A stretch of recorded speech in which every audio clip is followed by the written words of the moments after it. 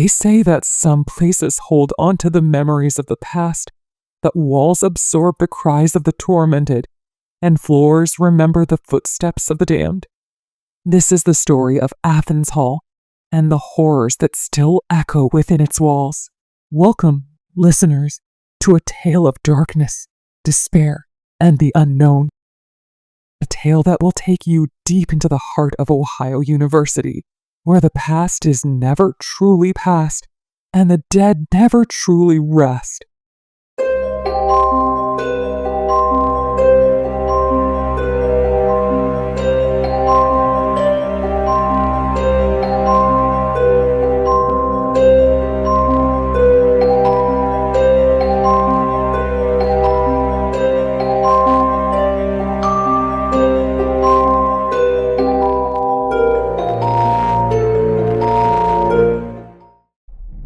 Ohio University, established in 1804, is one of the oldest public universities in the United States.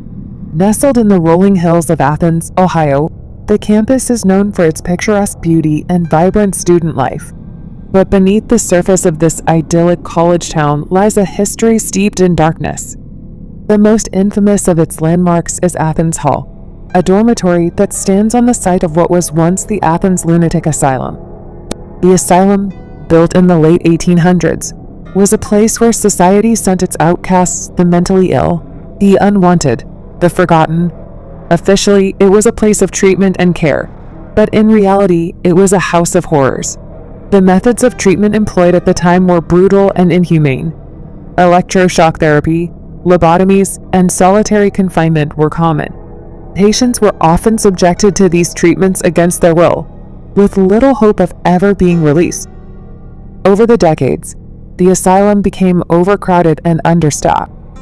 Conditions deteriorated, and the patients, many of whom had been committed for nothing more than depression or anxiety, were left to languish in their misery.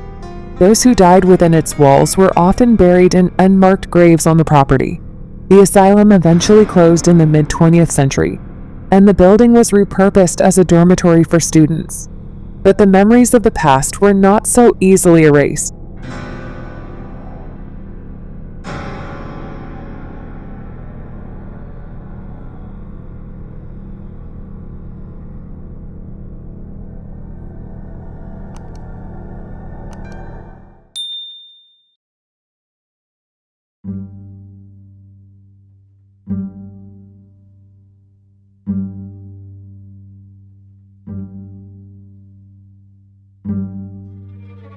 Among the many souls who suffered at the Athens Lunatic Asylum, one name stands out: Lydia. Lydia was only 19 years old when she was committed to the asylum in 1878. She was a bright, sensitive girl, but she struggled with depression, a condition that was poorly understood and stigmatized in those days. Lydia's family, unable to cope with her mood swings and bouts of melancholy, sent her away, hoping the asylum would cure her. But the asylum was not a place of healing. Lydia was subjected to the same cruel treatments as the other patients. Electroshock therapy left her disoriented and in constant pain. Isolation drove her to the brink of madness. But what truly broke Lydia was the hopelessness, the knowledge that she would never leave the asylum, that she would never see her family again, never walk free in the outside world. In the dead of winter, when the days were short and the nights were long, Lydia decided she could endure no more. She fashioned a noose from her bedsheets and hung herself in her cell. The staff found her body the next morning, swinging gently from the ceiling, her face pale and serene in death. But Lydia's story didn't end there. They say her spirit remained trapped in the asylum, unable to find peace, forever reliving the torment she endured in life.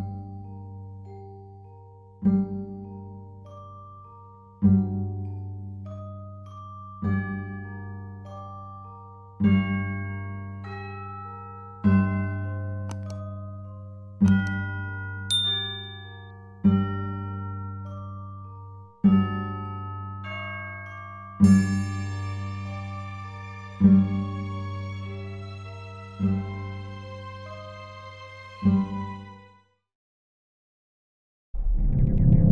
the 1960s, the Athens Lunatic Asylum was closed, and the property was sold to Ohio University. The old asylum building was renovated and transformed into a dormitory for students, named Athens Hall. But the renovations couldn't erase the history of the place. The rooms that had once housed the mentally ill and the suffering were now home to young men and women, unaware of the building's dark past. From the moment the first students moved in, strange occurrences began to be reported. Doors that locked on their own, lights that flickered without cause, and the sound of faint, anguished cries echoing in the dead of night. Some students dismissed these events as pranks or the product of overactive imaginations, but others were not so sure. One particular wing of the dorm, known as the East Wing, seemed to be the epicenter of the activity. It was there that the most disturbing events took place. Students in the East Wing reported feeling watched, even when they were alone in their rooms. Some claimed to have seen shadowy figures out of the corner of their eyes, only for them to disappear when they turned to look. But the most terrifying stories came from those who encountered Lydia.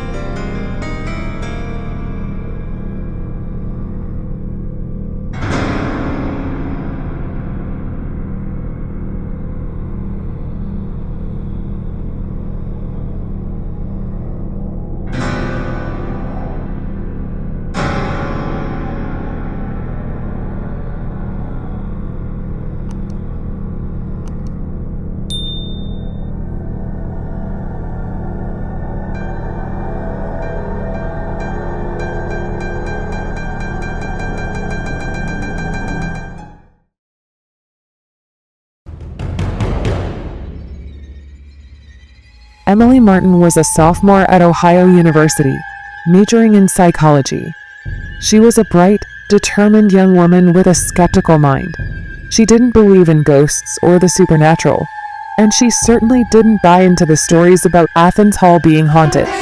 When she was assigned to a room in the East Wing at the start of the fall semester, she thought nothing of it. For the first few weeks, everything was normal. Emily went to classes, studied in the library, and hung out with her friends. The dorm was just a place to sleep at night. But as October drew near, Emily began to notice things that she couldn't explain. It started with small, almost imperceptible changes. She would leave her room in the morning with her bed neatly made, only to return in the evening to find the covers rumpled, as if someone had lain on it. Then there were the noises. At first, it was just the sound of footsteps in the hallway outside her room. But when she opened the door, the hallway was empty. The footsteps continued, night after night, growing louder and more insistent. Then the whispers began. They were faint at first, like the wind rustling through leaves, but they gradually became clearer, more distinct. Emily couldn't make out the words, but she could tell that they were pleading, desperate. One night, Emily woke up to the sound of her door creaking open. She sat up in bed, her heart pounding, and saw a figure standing in the doorway. It was a woman, her hair hanging limply around her face, her eyes hollow and dark. Emily was paralyzed with fear as the figure stepped into the room and walked slowly towards her bed. The woman's lips moved, but the only sound that came out was a soft, agonized whisper. "Help me, please." Emily tried to scream, but no sound came out. She watched in terror as the woman reached out a hand, her fingers cold and pale, as if drained of life. Just as the woman's hand brushed Emily's arm, the figure disappeared, leaving the room cold and still.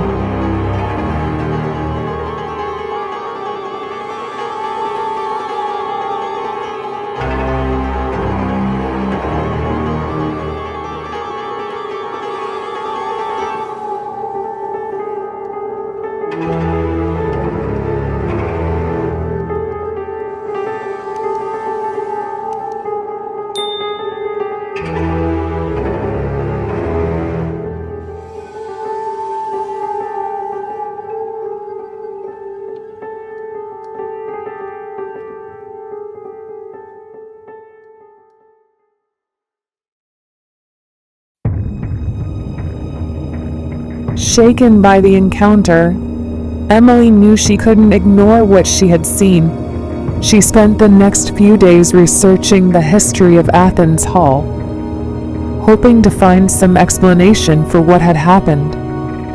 It didn't take long for her to come across the story of Lydia.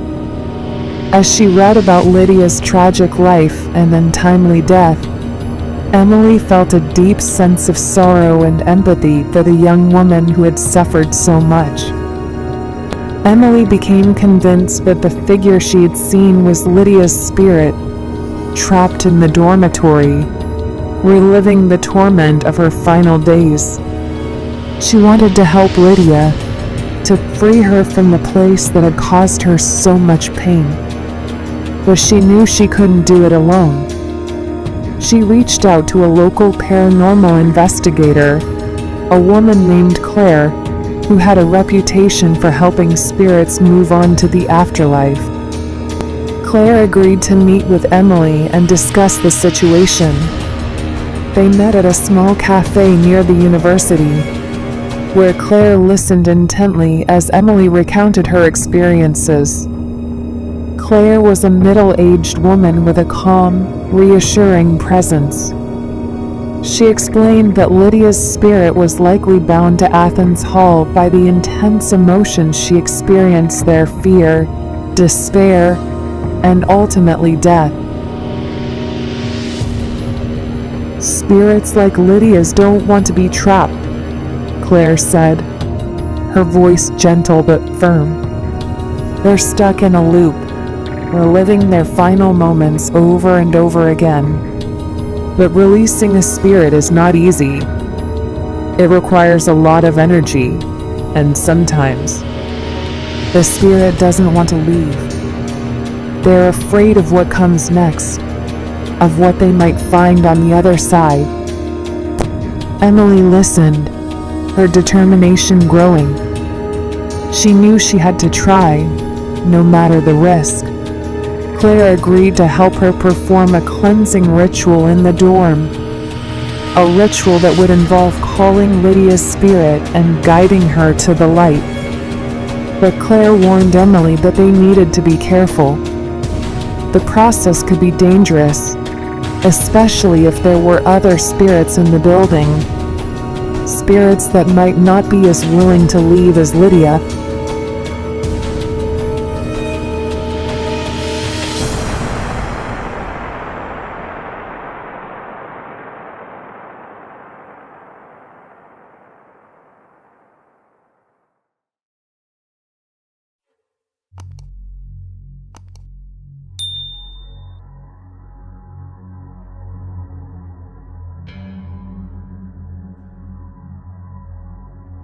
Emily spent the next few days preparing for the ritual, following Claire's instructions carefully.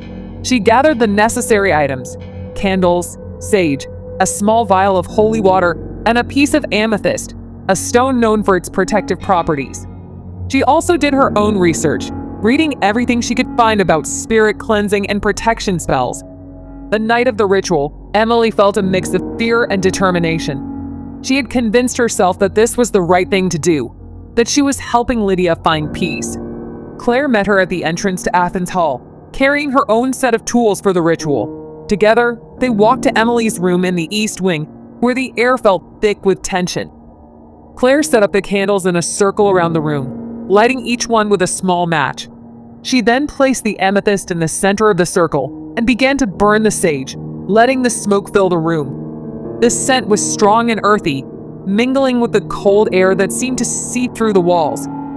As Claire began the ritual, chanting softly in a language Emily didn't understand, the room seemed to grow darker. The shadows cast by the candles flickered and danced, creating strange shapes on the walls. Emily could feel a presence in the room, something heavy and oppressive.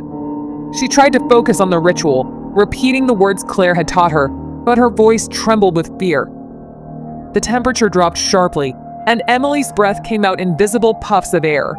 She glanced at Claire, who continued to chant, her eyes closed in concentration. The candles flickered more violently, and Emily's heart raced as she sensed something moving in the shadows. She could feel it watching her, a dark, malevolent presence that seemed to be growing stronger with each passing moment.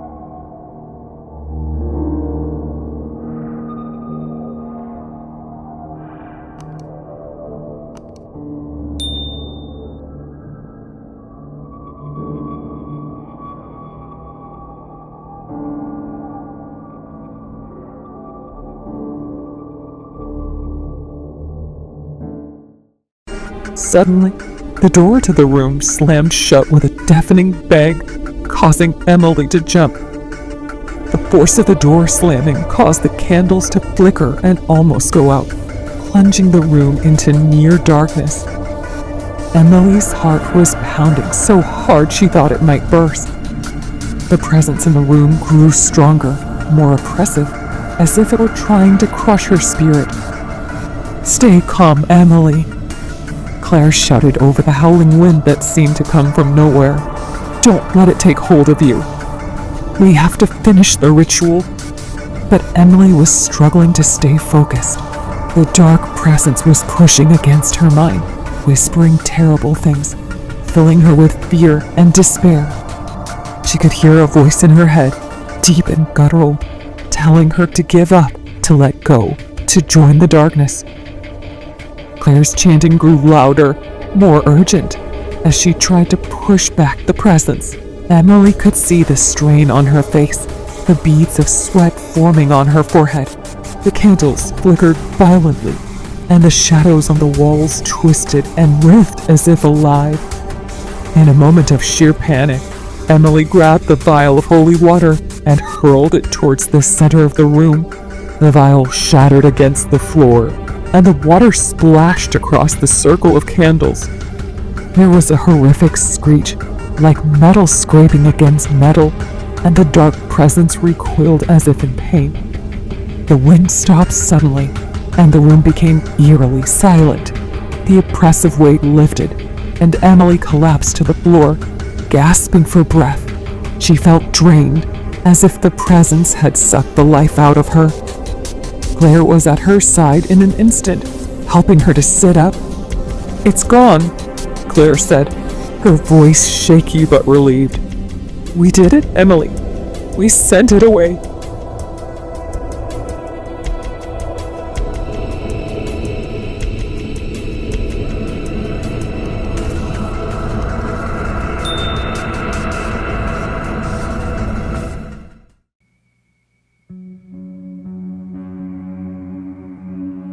The room was quiet, the only sound the crackling of the remaining candles. Emily felt a wave of relief wash over her, but it was tinged with a sense of unease. She couldn't shake the feeling that something wasn't right. She glanced around the room, half expecting to see Lydia's spirit, but there was nothing. Claire helped Emily to her feet, and together they extinguished the candles and packed up the ritual items.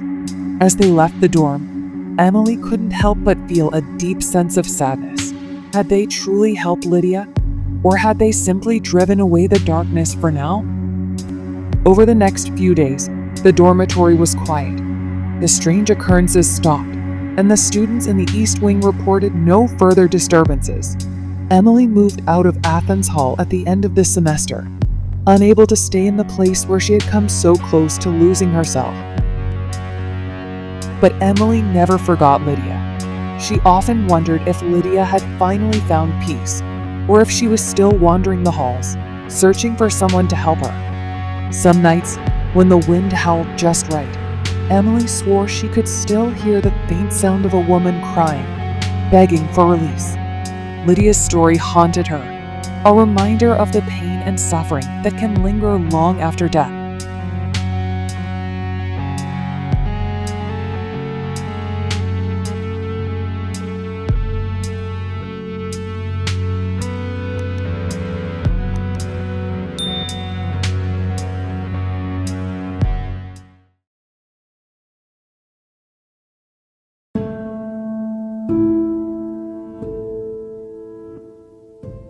Years passed, and Emily tried to move on with her life.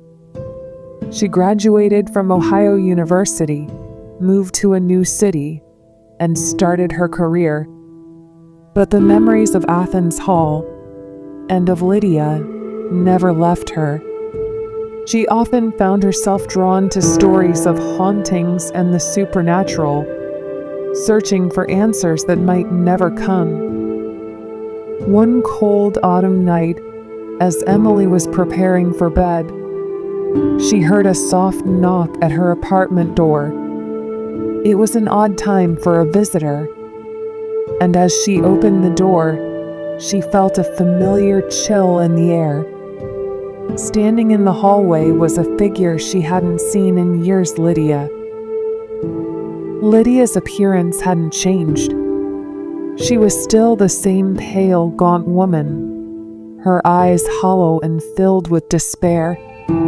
But this time, there was something different about her. She looked at peace. "Thank you," Lydia whispered, her voice barely audible. "You helped me find the light." And then, just as suddenly as she had appeared, Lydia was gone. Emily stood in the doorway, her heart pounding, tears welling up in her eyes. She knew deep down that Lydia had finally found the peace she had been searching for.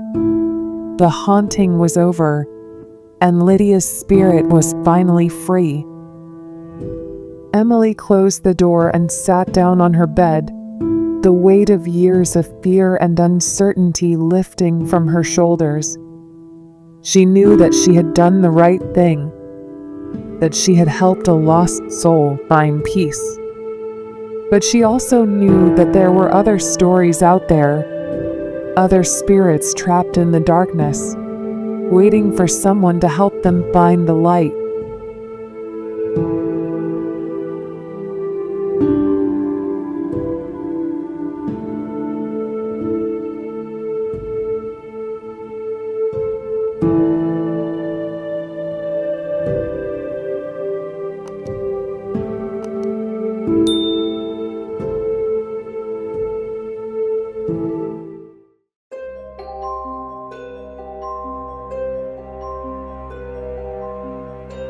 And so, dear listeners, the next time you find yourself in a place with a history, remember this: some stories are not easily forgotten. The past has a way of lingering, of holding on to those who have suffered. But perhaps, just perhaps, we can help them find peace, just as Emily helped Lydia. Until next time, sleep well. If you can,